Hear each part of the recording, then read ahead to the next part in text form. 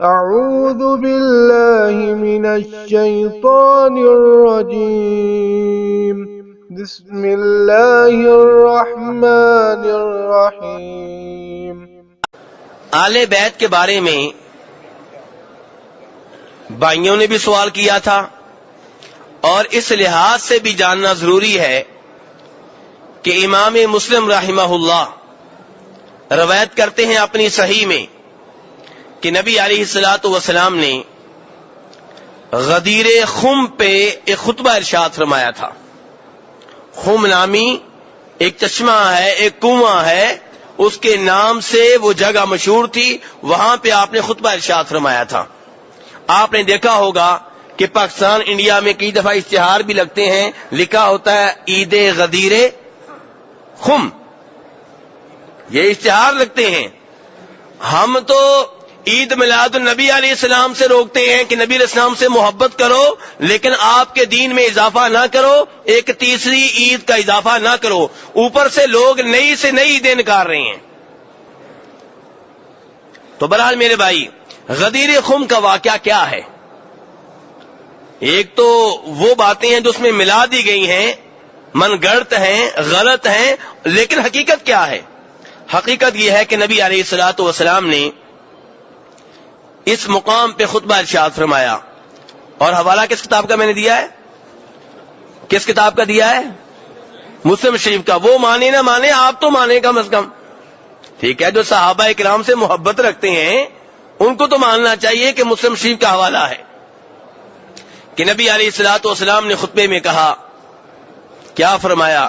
کہا الا ایھا الناس۔ الا کا معنی کیا ہوتا ہے؟ جی نہیں، الا خبردار۔ الا کا معنی کیا ہوتا ہے؟ خبردار، وارننگ، توجہ، یعنی کہ جو بات کرنے لگا ہوں بڑی اہم بات ہے، مکمل توجہ سے سنی جائے، یہ کہنا چاہتے ہیں نبی علیہ السلام الا کہہ کے۔ تو آگے فرماتے ہیں ایھا الناس، اے لوگو، فانما انا بشر، اس میں کوئی شک و شبہ نہیں ہے کہ میں ایک بشر ہوں۔ جہاں آپ غدیر خم کی باقی باتیں بیان کرتے ہیں، یہ سب سے پہلی بات بیان کریں۔ نبی علیہ السلام نے حمد و ثنا کے بعد خطبے کی ابتدا اسی بات سے کی ہے کہ لوگوں، اس میں کوئی شک و شبہ نہیں ہے کہ میں ایک بشر ہوں۔ آپ اتنی تاکید کے ساتھ کیوں کہہ رہے ہیں کہ اس میں کوئی شک و شبہ نہیں ہے کہ میں ایک بشر ہوں؟ کیونکہ آپ کو معلوم تھا کہ میری شان تمام لوگوں میں سب سے زیادہ بلند ہے، اس لیے لوگ میرے معاملے میں مبالغہ کریں گے، حد سے آگے نکل جائیں گے۔ اور آپ نے کہا بھی تھا لا تطرونی، میرے معاملے میں مبالغہ نہ کرنا، حد سے آگے نہ نکل جانا، غلو سے کام نہ لینا۔ اس لیے یہاں بھی آپ کہہ رہے ہیں کہ لوگوں، اس میں کوئی شک و شبہ نہیں ہے کہ میں ایک بشر ہوں۔ یہی قرآن بتاتا ہے، یہی نبی علیہ السلام خود بتا رہے ہیں۔ آگے فرماتے ہیں یہ کیوں آپ نے کہا کہ میں بشر ہوں؟ فرماتے ہیں قریب ہے، وہ وقت قریب ہے کہ اللہ کی طرف سے آنے والا آئے گا، اللہ کا قاصد آئے گا، اور میں اس کی آواز پہ لبیک کہہ دوں گا۔ کیا مطلب؟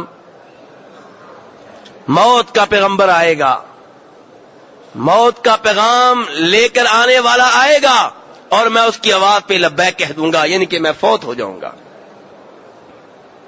فرمایا اس لیے یاد رکھو ترکت فیکم ثقلین، میں تم میں دو اہم چیزیں چھوڑ کر جا رہا ہوں۔ کتنی چیزیں؟ دو چیزیں۔ فرمایا اولہما کتاب اللہ، ان میں سے پہلی چیز کیا ہے؟ اللہ کی کتاب قرآن پاک۔ پہلی چیز کیا ہے؟ قرآن پاک، اللہ کی کتاب۔ کیا کرنا ہے جی قرآن پاک کو؟ آپ فرماتے ہیں فیہ الہدی والنور، فیہ الہدی والنور، اس کتاب میں، اس قرآن میں ہدایت بھی ہے، نور بھی ہے، روشنی بھی ہے۔ نبی علیہ الصلوۃ والسلام بشر ہیں، نور نہیں ہیں، لیکن آپ کی تعلیمات نور ہیں، آپ کی احادیث نور ہیں، آپ کے فرامین نور ہیں۔ روزہ میں بھول نہ جاؤں، اگر پڑھا رہا تو میں بھول کے پی لوں گا، اس لیے اللہ آپ کو جزائے خیر دے۔ تو آپ کیا فرما رہے ہیں میرے بھائیوں؟ فیہ الہدی والنور، کہ اس قرآن پاک میں کیا ہدایت ہے اور کیا ہے؟ تو نور آپ کی ذات نور نہیں ہے، آپ کے منہ سے نور نکلتا ہے، آپ کی تعلیمات نور ہیں، آپ کی احادیث نور ہیں، آپ کے اوپر جو قرآن پاک نازل ہوا ہے وہ نور ہے۔ نور کا معنی کیا ہے؟ روشنی ہے۔ اس کا مطلب یہ ہے کہ روشنی قرآن پاک میں ہے، قرآن کے اوپر عمل کرنے والے روشن خیال ہیں۔ روشن خیالی یورپ سے نہیں ملے گی، روشن خیالی سیکولر لوگوں سے نہیں ملے گی۔ حقیقی روشن خیالی وہ ہے جو قرآن پاک میں ہے۔ جو روشنی ادھر سے آ رہی ہے وہ روشنی نہیں ہے، وہ اندھیرا ہے۔ جو روشنی ادھر سے آ رہی ہے، اللہ کی قسم، وہ روشنی نہیں ہے، وہ ظلمت ہے، تاریکی ہے، اندھیرا ہے۔ روشنی تو قرآن پاک میں ہے۔ روشنی تو وہ ہے جو 1400 سال پہلے اوپر سے نازل ہوئی تھی۔ نبی علیہ السلام کہہ رہے ہیں، میں نہیں کہہ رہا، فیہ الہدی والنور۔ نور کا ترجمہ اردو میں کیا ہے؟ روشنی۔ تو روشنی قرآن پاک میں ہے میرے بھائیوں۔ اور اس سے یہ بھی پتا چلا کہ نبی علیہ السلام ایک ہی حدیث میں کہہ رہے ہیں کہ میں بشر ہوں، جو قرآن پاک ہے اس میں نور ہے۔ تو آپ کی تعلیمات میرے بھائیوں نور ہیں، اس میں روشنی ہے۔ آگے آپ فرماتے ہیں فخذوا بہ واستمسکوا بہ، کہ یہ قرآن پاک جس میں ہدایت ہے، جس میں نور ہے، اس کو پکڑ لو اور مضبوطی سے پکڑ لو۔ قرآن پاک کو پکڑ لو اور مضبوطی سے پکڑ لو۔ کیا مطلب ہے پکڑ لو، مضبوطی سے پکڑ لو؟ کیا اس کا مطلب اس کو بوسے دو، ریشم کے غلاف چڑھاؤ، اور جب عمل کی باری آئے تو کہو نہیں، ابا جی کہتے ہیں نہیں یہ کام نہیں کرنا۔ قرآن پاک تو کہتا ہے کہ یہ کام کرو، لیکن ابا جی کہتے ہیں نہیں کرنا۔ کیا یہ قرآن پاک کو آپ نے تھاما ہے؟ جب قرآن پاک کی آیت سنائی جائے، آپ کہیں نہیں میرے مولوی صاحب نہیں مانتے، میری مسجد کے شیخ صاحب نہیں مانتے، میرے قاری صاحب نہیں مانتے، میرے امام صاحب نہیں مانتے، میرے عالم دین نہیں مانتے، میرے پیر صاحب نہیں مانتے۔ نہیں، قرآن پاک کو مضبوطی سے پکڑ لو، چھوڑنا پڑے تو ساری دنیا کو چھوڑ دو، قرآن پاک کو نہ چھوڑو۔ واستمسکوا بہ، اسے مضبوطی سے پکڑ لو۔ قرآن پاک کے اوپر عمل کرنا ہے، ایک ایک آرڈر کے اوپر عمل کرنا ہے۔ جس چیز سے قرآن پاک نے روکا ہے اس سے دور رہنا ہے، جس کے کرنے کا حکم دیا ہے اس کے اوپر عمل کرنا ہے۔ تو نبی علیہ السلام کیا فرما رہے ہیں؟ دو چیزیں چھوڑ کے جا رہا ہوں۔ پہلی کیا بتائی؟ کتاب اللہ، قرآن پاک، اور اس کے بارے میں بتا دیا کرنا کیا ہے۔ کیا بتایا؟ ایک تو بتایا کہ لوگوں اس میں ہدایت ہے اور نور ہے، دوسرا بتایا اس کو مضبوطی سے پکڑ لو۔ فرمایا دوسری چیز جو تم میں چھوڑ کے جا رہا ہوں وہ کیا ہے؟ اہل بیتی، میرے گھر والے۔ کون ہیں؟ میرے گھر والے۔ لیکن قرآن پاک کی باری آئی تھی تو آپ نے کہا تھا اس کے ساتھ کرنا کیا ہے۔ ایک ہے یہ بتانا کہ چھوڑ کے دو چیزیں جا رہا ہوں، آگے پھر یہ بھی بتانا ہے کہ اس کے ساتھ کرنا کیا ہے۔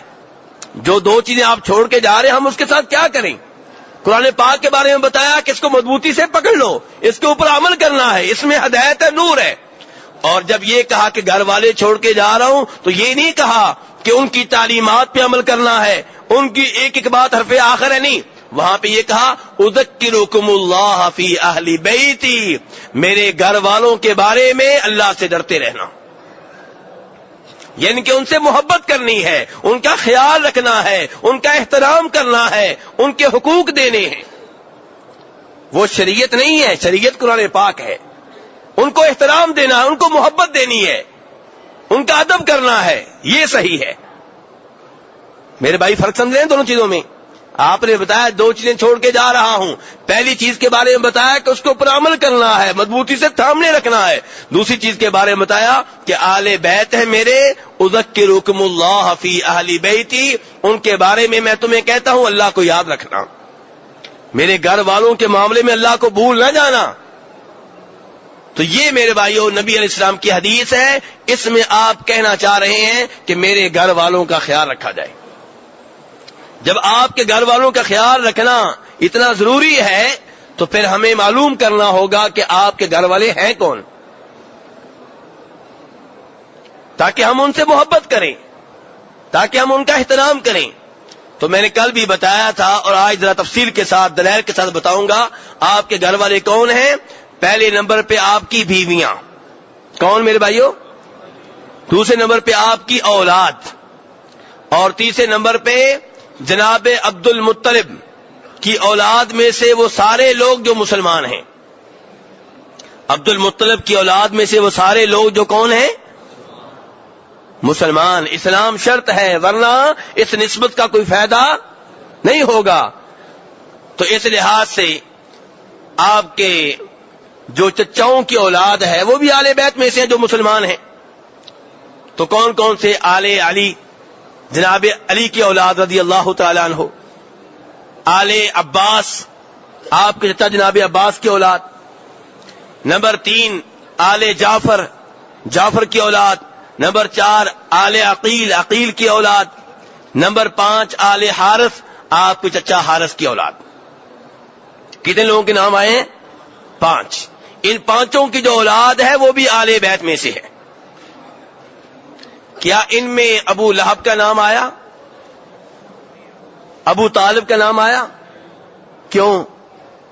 کیونکہ وہاں پہ توحید نہیں ہے. تو یہاں سے یہ معلوم ہوا کہ آج بھی جو یہ دعویٰ کرے کہ میں نبی علیہ الصلوۃ والسلام کی اولاد میں سے ہوں، آل بیت میں سے بھی آل بیت میں سے ہوں، اور ہو شرک کے اوپر، قبروں کا پجاری ہو، دربار بنائے ہوئے ہوں، قبروں کی چادریں چڑھاتا ہو، پھول چڑھاتا ہو، قوالیوں کا بندوبست کر رکھا ہو، اگربتیاں وہاں پہ جلاتا ہو، ایسی حرکتیں کرتا ہو، اسے ادب و احترام نہیں ملے گا. اسے ادب و احترام، آپ کے آل بیت میں سارے چچا شامل نہیں ہو سکے، آپ کے چچاؤں کی ساری اولاد شامل نہیں ہو سکی.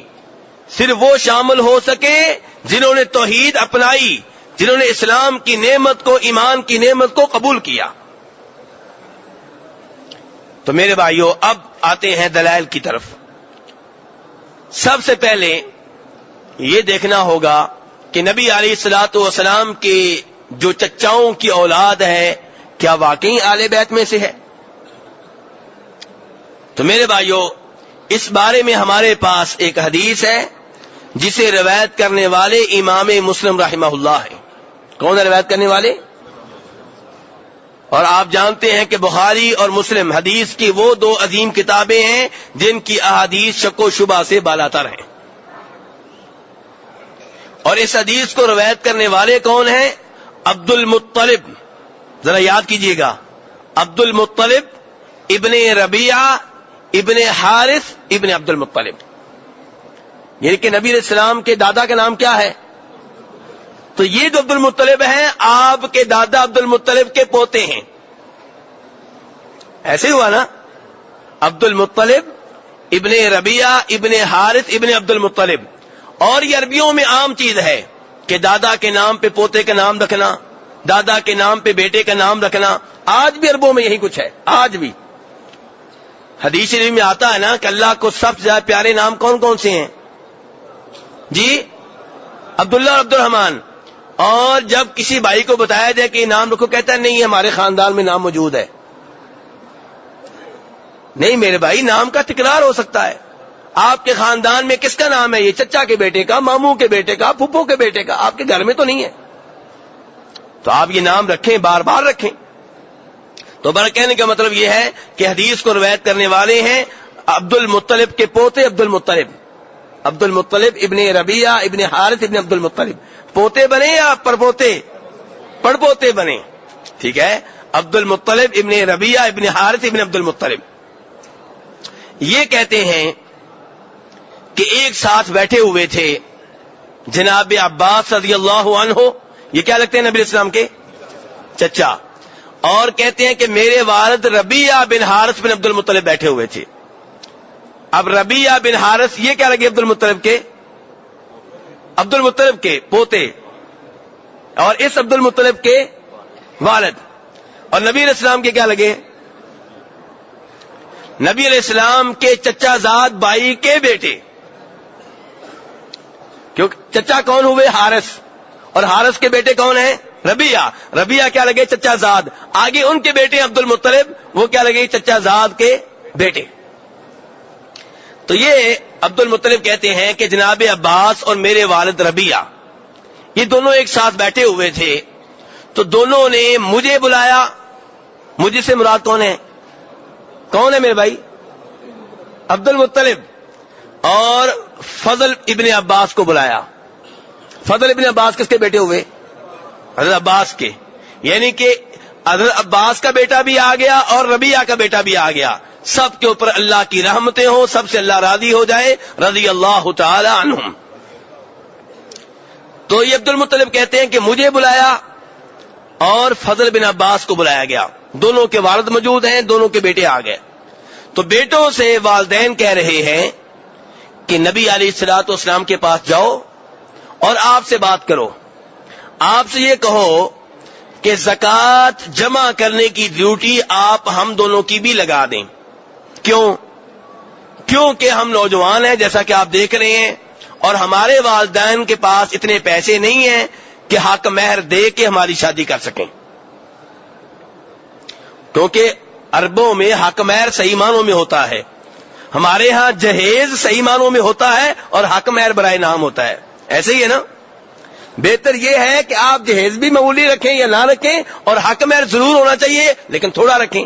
لیکن نہیں، ہم کیا کرتے ہیں کہ جو رسم ہمیں ادھر سے ملی ہے وہ ٹھیک ٹھاک اور بھرپور طریقے سے ہوگی، اس میں مطالبوں کی فہرست آئے گی، موٹر سائیکل، کار، فریج، پلاٹ، یہ وہ مطالبات ختم ہی نہیں ہوتے۔ لیکن حق مہر تو اللہ نے رکھا ہے، وہ الگ بات ہے، شریعت ترغیب دیتی ہے کہ تھوڑا ہونا چاہیے، لیکن ہم نے جو چیز اللہ نے رکھی ہے وہ معمولی کر دی، اور جہیز اللہ نے نہیں رکھا وہ ہم نے بڑھا دیا۔ تو ہمارے ہاں اب شادی کرنا مسئلہ ہے لڑکی کے باپ کے لیے، اور اس حدیث میں مسئلہ بنا ہوا ہے شادی کرنا کن کے لیے؟ لڑکے کے والدین کے لیے۔ تو نبی علیہ السلام کے پاس جاؤ اور آپ سے کہو کہ ہم نوجوان ہیں، شادی کی عمر کو پہنچ گئے ہیں، اور ہمارے پاس اتنا حق مہر نہیں ہے کہ ہم شادی کر سکیں، تو آپ ہماری ڈیوٹی لگا دیں زکوٰۃ جمع کرنے کی، تاکہ ہم وہ مزدوری لے کے اجرت لے کے بعد میں شادی کر سکیں۔ بے الفاظ دیگر وہ کہنا چاہتے ہیں کہ ہم آل بیت میں سے ہیں، زکوٰۃ تو ہم لے نہیں سکتے لیکن زکوٰۃ جمع کر کے مزدوری تو کر سکتے ہیں۔ نبی علیہ الصلوۃ والسلام اس وقت جناب زینب بنت جحش کے گھر میں تھے، تو فضل ابن عباس عبد المطلب کہتے ہیں ہم مسجد نبوی میں آئے تو ظہر کی نماز کا وقت تھا۔ کون سی مسجد کی بات ہو رہی ہے؟ اسی مسجد کی۔ کہتے ہیں کہ ظہر کی نماز ہم نے پڑھی اور فوری طور پہ نبی علیہ السلام کے حجرے کے دروازے پہ آ کے کھڑے ہو گئے کہ نبی علیہ السلام یہاں سے گزریں گے، اور آپ نے اس دن ٹھہرنا تھا جناب زینب بنت جحش کے گھر میں۔ کہتے ہیں کہ نبی علیہ السلام نے نماز پڑھی اور آپ آئے، زینب بنت جحش کے گھر میں داخل ہونے لگے تو ہمیں دیکھ کر رک گئے اور کانوں سے پکڑ کے پیار کیا۔ اس کے بعد نبی علیہ السلام گھر میں داخل ہوئے اور پھر ان کو بھی بلا لیا، کیونکہ آپ کو پتا چل گیا کہ گفتگو کرنا چاہتے ہیں، کوئی بات کرنا چاہتے ہیں۔ پہلے خود داخل ہوئے پھر بعد میں ان کو بلایا۔ تو اب یہ دونوں اندر بیٹھ کے نبی السلام نے کہا ہاں بھی کیا بات ہے؟ اب دونوں ایک دوسرے سے کہنے لگے آپ بات کریں، آپ بات کریں، نہیں آپ بات، دونوں شرما رہے ہیں۔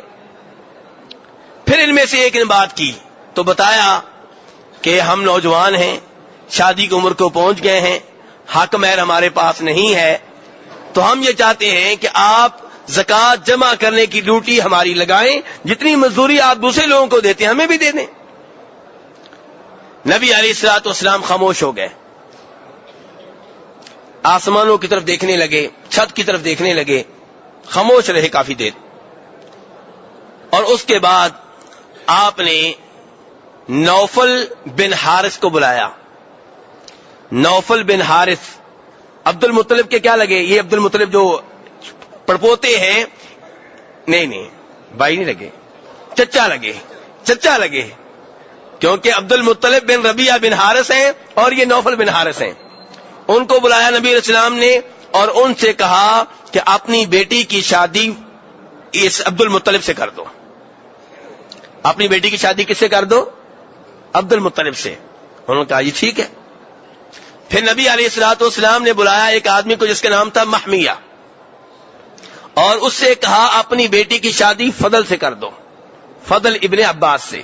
انہوں نے کہا ٹھیک ہے جی۔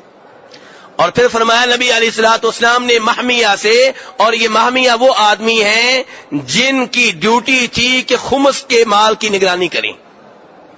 اب یہاں سے صحیح معنوں میں مسئلہ آپ کو سمجھائے گا، ذرا توجہ میرے ساتھ رہے۔ خمس کیا ہوتا ہے؟ آج ان لوگوں نے جو صحابہ کرام سے بغض و عداوت رکھتے ہیں خمس کو ذریعہ بنا لیا ہے اپنی عوام کو لوٹنے کا. اور کیا کہتے ہیں جی جس نے حج پہ جانا ہے خمس سے جمع کروائے ورنہ حج نہیں ہوگا. خوب کمائی کرتے ہیں. پھر اس کے علاوہ بھی خمس عوام سے مانگتے رہتے ہیں وہ لوگ. سمجھے میرے بھائی کہ نہیں سمجھے؟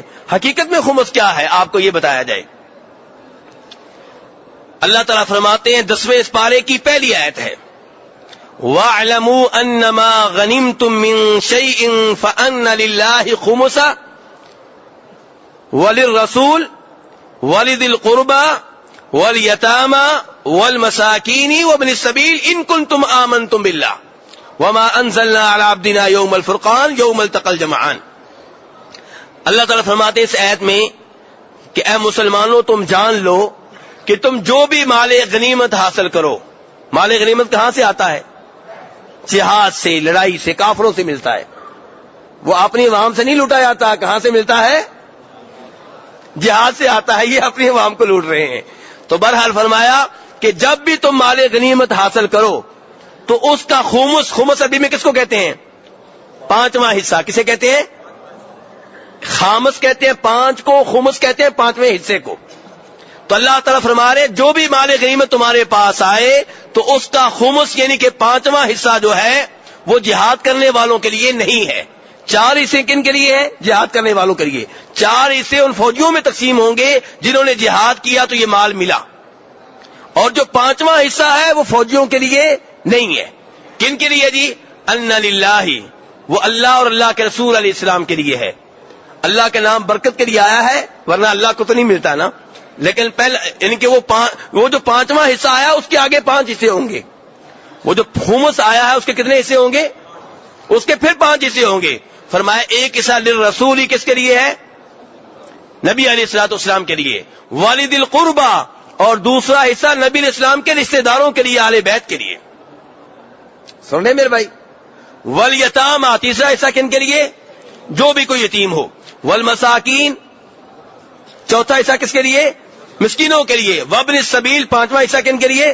مسافروں کے لیے. کن کے لیے؟ تو یہ خمس جو ہے اس کے کتنے حصے ہوں گے؟ 5. ان میں سے ایک حصہ نبی علیہ الصلوۃ والسلام کی ذات کے لیے ہے اور دوسرا حصہ آپ کے رشتہ داروں کے لیے ہے اور باقی 3 حصے یتیموں، مسکینوں، مسافروں کے لیے ہیں. اب خمس کا نگران کون تھا نبی علیہ السلام کے زمانے میں؟